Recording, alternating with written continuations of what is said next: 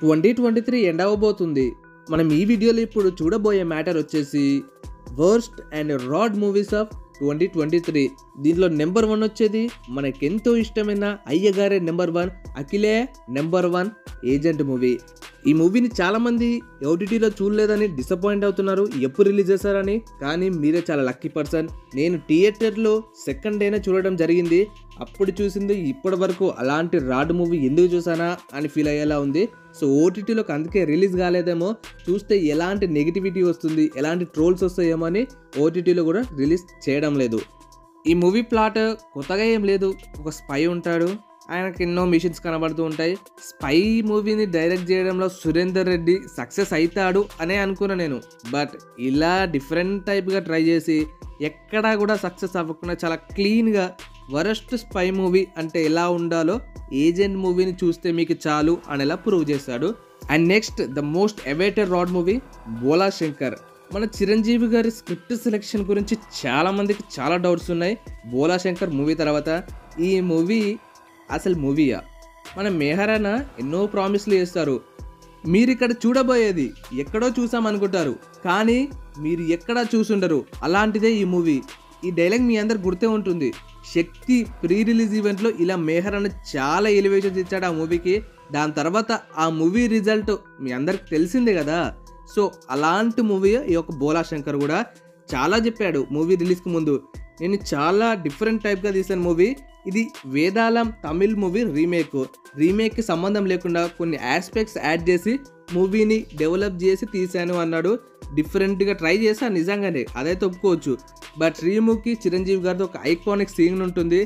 ఈ సీన్ని మన పవన్ కళ్యాణ్ గారి ఐకానిక్ సీన్ నడుము సీన్ని కాపీ కొట్టి తీశారు. ఆ ఒక్క సీన్ చాలు మూవీ ఎలా ఉంటుంది, ఎంత క్రింజ్లా ఉంటుందో క్లియర్గా అర్థమవుతుంది. సో దీని గురించి కూడా మనం ఎంత తక్కువ మాట్లాడుకుంటే అంత మంచిది. నా దృష్టిలో ఏజెంట్ కన్నా రాడ్ మూవీ ఏదైనా ఉందంటే ఈ 2023లో అదే మన Bhola Shankar. Samantha most ambitious project Shaakuntalam. ఈ మూవీ విఎఫ్ఎక్స్ చూసిన తర్వాత మన కార్టూన్ చోటా భీమ్ డోరేమాన్ విఎఫ్ఎక్సే 100 times బెటర్ అనిపించేలా ఉంటుంది. ఇందులో ప్రతి క్యారెక్టర్ స్కూల్లో అండ్ కాలేజెస్లో జరిగే ఫ్యాన్సీ డ్రెస్ కాంపిటీషన్లో పార్టిసిపేట్ చేస్తున్నట్టు ఆ కాస్ట్యూమ్స్ ఉంటాయి. ఇది మన తెలుగు పురాణాల్లో ఉన్న స్టోరీ. మ్యాక్సిమం స్టోరీ అందరికి తెలిసే అనుకుంటున్నాను. తెలియని వాళ్ళకి ఏంటంటే విశ్వామిత్ర మహర్షి అండ్ వాళ్ళ కూతురు లాంటి కూతురే మనకి సమంత, శకుంతలం క్యారెక్టర్. తనని మనకి ఆ రాజు మోసం చేస్తాడు, లవ్ చేస్తాడు ఫస్ట్, తర్వాత ప్రెగ్నెంట్ అయిన తర్వాత ఎవరు అని మర్చిపోతాడు. తను అలా రివర్స్ వెళ్ళి ఎందుకు మర్చిపోయావు ఇవన్నీ జరిగిన తర్వాత మళ్ళీ గుర్తు చేసుకున్న తర్వాత నిజంగానే నేను అడవికి వెళ్ళినప్పుడు ఇలా జరిగింది అని గుర్తు చేసుకొని అందరు కలిసిపోయి ఫ్యామిలీ అంతా ఒకటైపోతుంది.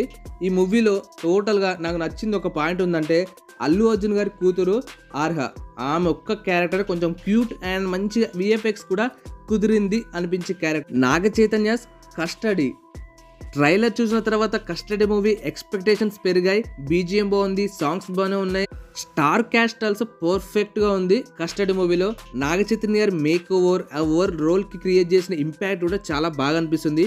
బట్ మూవీ స్టార్ట్ అయిన తర్వాత చాలా ప్లేసెస్లో స్లో నేరేటివ్ వల్ల మూవీ అనేది ఆడకపోవడం, ఆ స్టోరీని డిఫరెంట్ టైప్గా తీసుకెళ్ళాలని ట్రై చేశారు మన డైరెక్టర్. ఆ స్టోరీ ఆడియన్స్కి డిఫరెంట్గా కనెక్ట్ అవ్వడం వల్ల మూవీ బోర్ కొడుతూనే ఆ స్టోరీ ఇంపాక్ట్ అనేది టోటల్గా తగ్గిపోతుంది. అక్కడ మూవీ మనకి డిజాస్టర్ జోన్లోకి వెళ్ళిపోయింది. సో ఈ మూవీ గురించి నేను డిజాస్టర్ అన్నాను. స్టోరీ బాగుంటుంది, ఆ make overs, BGM, screen play కూడా బాగా అనిపిస్తుంది. కానీ ఆడియన్స్ కనెక్ట్ అవ్వకపోవడం వల్ల మూవీ ఫ్లాప్ అయింది. సో దీని గురించి మనం తక్కువగా మాట్లాడుకోవడం బెటర్. ఓం రావత్ ప్రభాస్ కాంబినేషన్లో వచ్చిన most awaited movie Adipurush. Indian రామాయణాన్ని బేస్ చేసుకొని ఈ మూవీని తీశారు. దాని తర్వాత చాలామంది రామాయణం ఇలా ఉంటుందా, ఇలాంటి ఆస్పెక్ట్స్ ఉంటాయా అంటే ఇది రామాయణం నుంచి తీసుకున్న కొన్ని టచ్ పాయింట్స్తో వచ్చిన మూవీ మాత్రమే. రామాయణానికి దీనికి కనెక్షన్ లేదు అని క్లియర్గా చెప్పేశారు మనకి ఆదిపురుష్ మూవీ ప్రొడ్యూసర్స్. సో ఈ మూవీ డిజాస్టర్ అనడానికి రీజన్స్ ఎన్నుకున్నాయంటే మూవీ టేక్ ఓవర్ పరంగా ఫస్ట్ డే కలెక్షన్స్ బాగానే వచ్చాయి, టాక్ కూడా కొంచెం బెటర్గా అనిపించింది. 2-3 days తర్వాత టాక్ మొత్తానికి పడిపోయాయి, కలెక్షన్స్ కూడా పడిపోయాయి. అయితే దీనికి లాస్ వచ్చాయా ప్రాఫిట్స్ వచ్చాయంటే కొన్ని జోన్స్లో ప్రాఫిట్స్ వచ్చాయి, కొన్ని జోన్స్లో లాస్ వచ్చాయి. పంజాబ్ వైష్ణవ్ తేజ్ అండ్ శ్రీలీల కాంబినేషన్లో వచ్చిన ఆది కేశవ రీసెంట్గా రిలీజ్ అయింది అండ్ రీసెంట్గానే రాడ్ మూవీ లిస్ట్లోకి వెళ్ళిపోయింది ఈ మూవీ. సో ఈ మూవీ స్టోరీ చిన్న ప్లాటే, ఎక్కడ జరుగుతున్న స్టోరీని ఎక్కడో కనెక్ట్ చేయడానికి ట్రై చేశాడు మనకు డైరెక్టర్. ఫైటింగ్ సీక్వెన్సెస్ చాలా క్లియర్గా రాసుకున్నా నేను అని మనకు డైరెక్టర్ చెప్పాడు ఒక ఇంటర్వ్యూలో. ఒక సీన్లో ట్యూబ్ లైట్ నోట్లోంచి కొడితే వెనక నుంచి వస్తేస్తుంది, అంత సిన్సియర్గా అంత క్లారిటీగా ఫైటింగ్ సీక్వెన్సెస్ నేను రాసుకున్నా అన్నాడు. ఆ ఇంటర్వ్యూ విన్నాక చాలామంది ఎగ్జైట్ అయిపోయారు, అంత వేరే లెవెల్లో ఫైట్స్ ఉండబోతున్నాయి, ఎంత ఎగ్జైట్ అవ్వాలా అని. మూవీ చూసిన తర్వాత ప్రతి ఒక్క ఎక్స్పెక్టేషన్స్ని డిసప్పాయింట్మెంట్ చేయడంలో ఎవ్రీవేర్ సక్సెస్ఫుల్ అయ్యాడు మనకి ఈ డైరెక్టర్.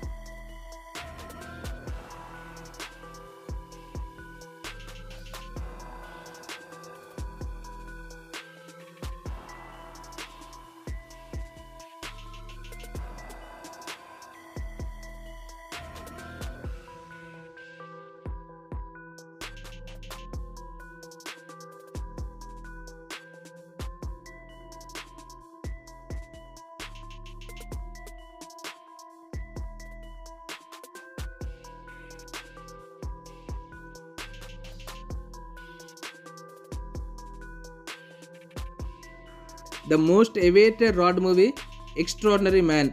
ఈ మూవీ కూడా మనకి నితిన్ అన్న కెరియర్లో బిగ్గెస్ట్ రాడ్ అయ్యిందని చాలామంది అంటున్నారు. బట్ నాకంత రాడ్ అయితే అనిపించలేదు. స్టోరీ కొత్తగా ట్రై చేశాడు. ఈ స్టోరీ మనకు కనెక్ట్ అవుతే చాలా బాగా హిట్ అవుతుంది. మ్యాక్సిమం స్టోరీ రైటర్స్కి, ఫిలిం ఇండస్ట్రీలో వర్క్ చేసే ప్రతి ఒక్కరికి ఈ మూవీ క్లియర్గా కనెక్ట్ అవుతుంది. ఒక జూనియర్ ఆర్టిస్ట్ హీరోగా మారడానికి ఫేస్ చేసే కష్టాలు అండ్ జూనియర్ ఆర్టిస్ట్ ఎలా ఫేస్ చేస్తారు, ఎలాంటి కాన్సిక్వెన్సెస్ ఫేస్ చేస్తారు, ఎలాంటి అవమానాలు ఫేస్ చేస్తారు ఫిలిం ఇండస్ట్రీలో అనేది మూవీలో చాలా రియాలిటీగా, ఎక్కడా కూడా దాచిపెట్టకుండా, ఫేక్ చూపించకుండా truth behind the junior artist career అనేది చాలా సింపుల్ అండ్ క్లియర్గా చూపిస్తాడు మనకి ఈ డైరెక్టర్ వక్కంతం వంశీ. స్టోరీలో ఒక చిన్న ఇంకో స్టోరీ ఉంటుంది, ఈ మూవీలో ఇంకో మూవీ తీయడానికి ట్రై చేస్తూ ఉంటారు.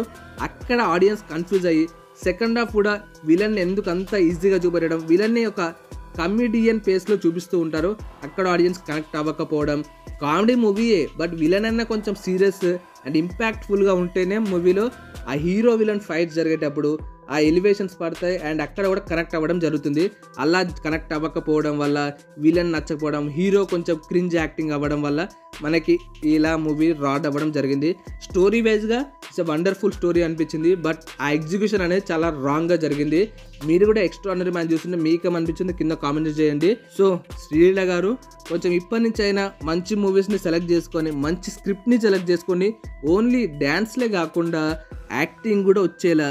మన కృతి శెట్టి చూసిన తర్వాత చాలామంది శ్రీలీల బెటర్ అన్నారు.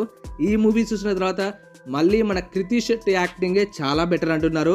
సో అలాంటి వర్డ్స్ మళ్ళీ వినపడకుండా శ్రీలీల గారు మంచి కెరియర్ ఆప్షన్స్ చూస్ చేసుకోవడం చాలా బెటర్.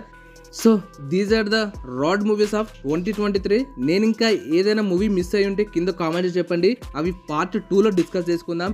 ఈ అన్ని రాడ్ మూవీస్లో ద బెస్ట్ రాడ్ మూవీ అని మీకేది అనిపిస్తుందో కింద కామెంట్ చెప్పండి. Thank you guys, bye bye, let's meet in the next video. Love you all.